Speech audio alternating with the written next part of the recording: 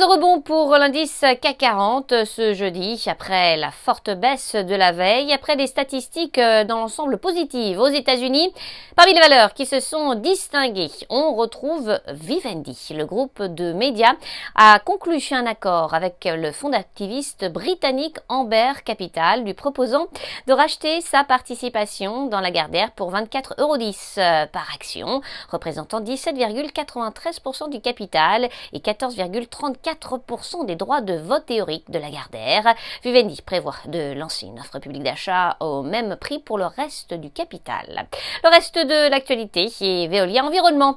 Le groupe de services aux collectivités a lancé une augmentation de capital en numéraire avec maintien du droit préférentiel de souscription des actionnaires pour un montant de l'ordre de 2,5 milliards d'euros dans le cadre du financement de son projet de rachat de Suez. Thales, le groupe d'électronique industrielle et de défense, a de son côté gagné du terrain après avoir confirmé l'ensemble de ses objectifs financiers pour l'exercice en cours malgré la décision des autorités australiennes de la mise en œuvre d'un nouveau partenariat stratégique de sécurité avec les États-Unis et le Royaume-Uni.